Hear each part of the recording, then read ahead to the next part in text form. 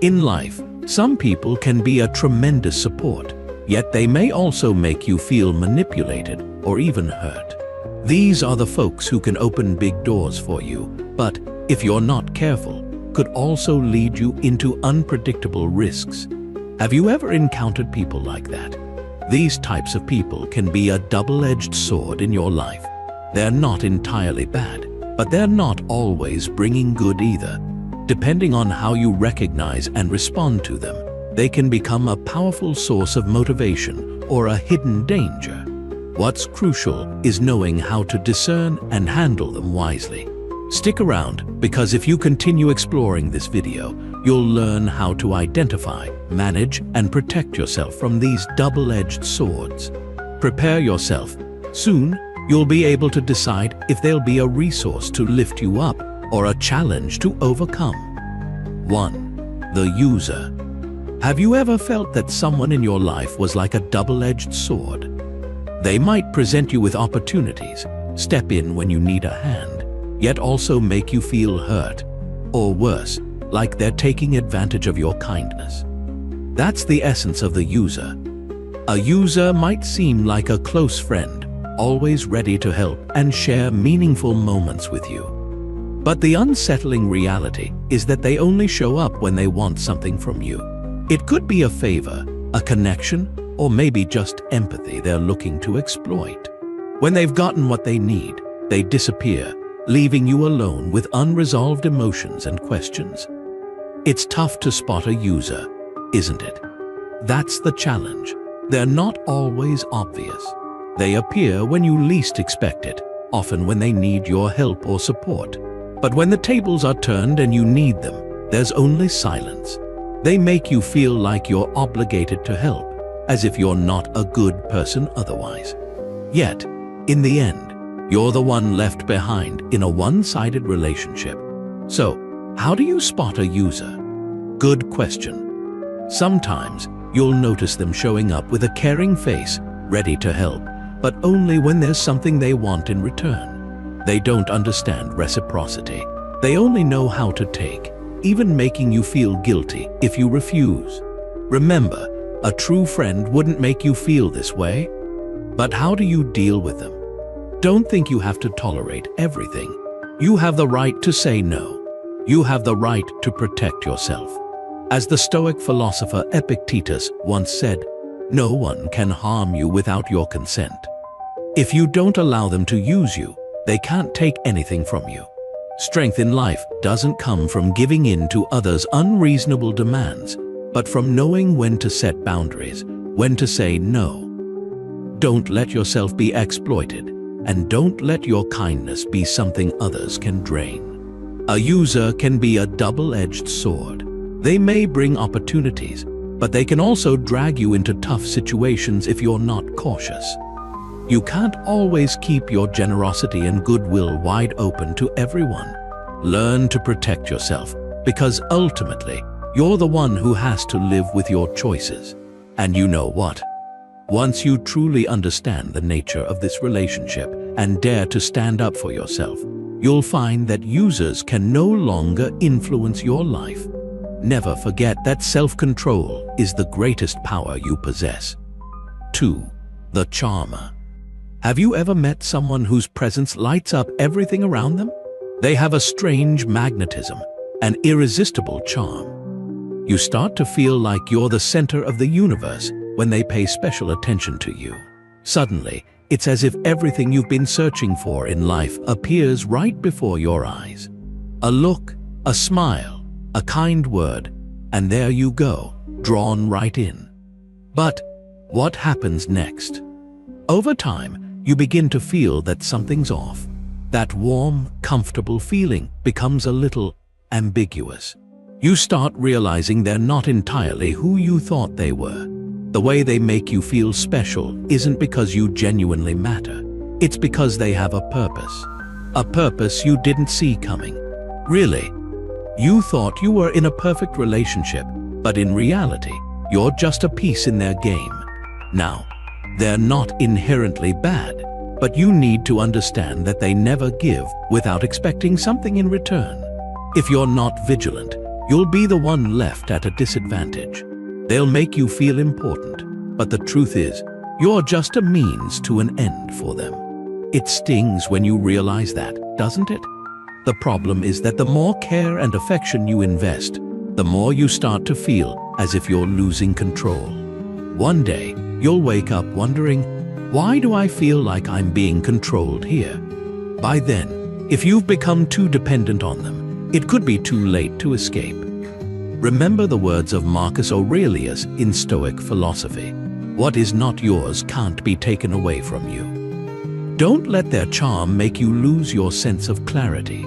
Don't fall into a trap you didn't recognize at the start. Remind yourself, your feelings are precious, and you must protect yourself from those who might hurt you without realizing it. Honestly, if you see this reality from the beginning, you can maintain your freedom and guard your heart against these subtle games. The price of failing to stay vigilant can be steep. Emotions can deceive, but if you learn to spot the signs, you'll never be ensnared in a relationship that could end up causing you harm. 3. The controller. Have you ever found yourself in a relationship where someone is always stepping into every decision you make, from what you wear and eat, to how you live and think?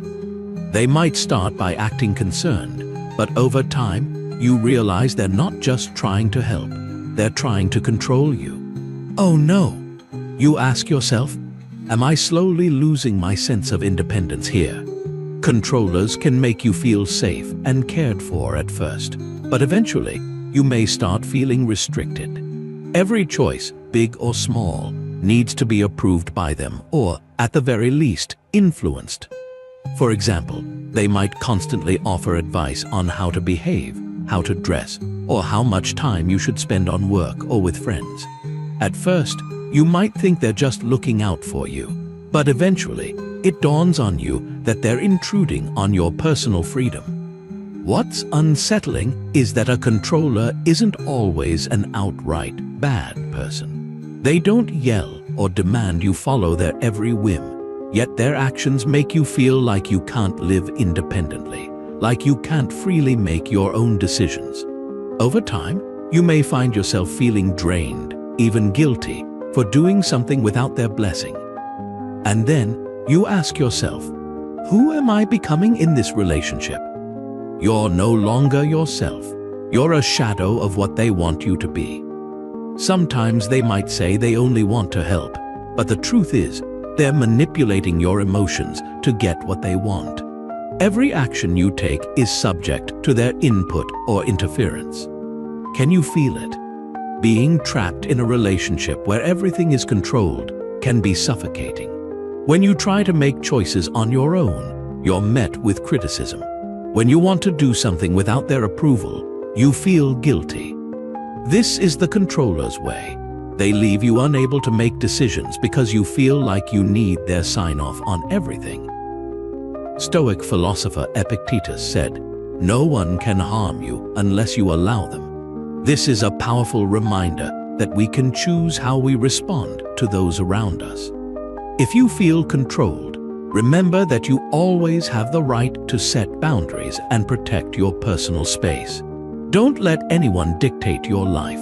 Trust me, if you don't learn to set boundaries, you'll end up in a life shaped by someone else's choices, not your own. You deserve the freedom to make your own decisions. You're not here to be controlled, and you have every right to live the way you choose. 4. The blamer. I bet you've met people who, whenever something goes wrong, find a way to blame someone else, especially you. Whenever an issue comes up, instead of reflecting on themselves, they point fingers at others, and more often than not, you're the one who takes the fall. My goodness, who can stand that? It's a heavy burden. Do you ever feel like you're always carrying the weight of someone else's mistakes? It's like you're pulled into a mess you didn't even have a part in. Blamers might not directly say, "This is all your fault," but they act in ways that make you feel like you're the sole cause of every problem. And that, honestly, is the worst thing they can do, make you question yourself. I know what you're thinking. How can it be that I'm always the one responsible for everything? But the reality is, a blamer will never see their own fault. They're not necessarily a bad person, but they tend to dodge accountability and shy away from facing the consequences of their actions. You're left to clean up the mess, even though you had nothing to do with it. The real danger here isn't just that they'll make you feel guilty immediately, though they will, but that, over time, you might start to believe what they say. You'll find yourself lost, questioning whether you did something wrong or if they're right. And you start blaming yourself for things you didn't do. That's what they want, to make you feel guilty so they can walk away unscathed. But here's the thing. This is where you need to stand your ground. Epictetus made it clear, we can't control what others do, but we can control how we respond. You can't stop them from blaming you, but you can absolutely control how you respond. You're not responsible for mistakes you didn't make, and don't let anyone convince you otherwise. If you don't set clear boundaries and protect yourself, you'll find yourself stuck in a mess others created. And believe me, that's a cycle you don't want to fall into. You have the right to choose your response, and you don't need to carry the blame for someone else. So, I urge you, if you notice someone trying to pin the blame on you, stand up and defend yourself. Don't let them drag you into battles you weren't even a part of. You deserve relationships where you're respected and not held accountable for every mistake someone else makes. You truly have the right to live and make your own choices. 5. The silent one. Have you ever met someone so silent that you wonder if they really care about you? Maybe you feel like they're keeping everything to themselves, not sharing their thoughts, feelings, or anything meaningful in the relationship. And you're left guessing, is this silence a sign of peace or just a way to control you? This can be dangerous. A silent person isn't necessarily non-verbal or bad at communicating. They might actually be controlling you in subtle ways. By not sharing their thoughts, wants, or feelings, they leave you guessing, making you try to please them without any real guidance. They don't give clear answers, share goals, or express desires, which leaves you feeling insecure and missing a vital piece of the relationship puzzle. Silence can be a powerful weapon. It's their way of putting up an invisible wall that makes you feel like you're navigating a foggy path. At this point, you have no idea what they want, what they need, or even if they truly care for you. And without that clarity, you might start wondering if you're doing something wrong, if you're somehow unworthy of breaking the silence. This is the double-edged sword. Though the silent person doesn't harm you outright, their lack of openness can make you feel insecure, anxious, and stuck. This becomes especially serious when you start absorbing their unspoken feelings and expectations without ever receiving a clear response.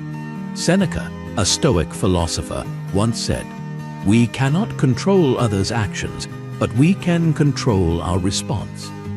If you're dealing with someone who's always silent, making you feel like a pawn in their game, it's time to reconsider.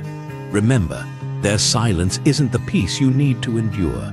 It's a warning, a sign they might not be willing to share or cooperate with you openly. If you want to continue in this relationship, you'll need to set boundaries. You can't keep guessing and hoping the silence will resolve itself. Be direct in seeking open and honest communication. Don't let yourself be trapped in that vague, foggy maze. So always remember, a silent person can be a double-edged sword in your life. They may never hurt you directly, but their silence can drain you, make you anxious, and even lead to a loss of control in the relationship. You deserve a relationship where both sides can communicate and share openly.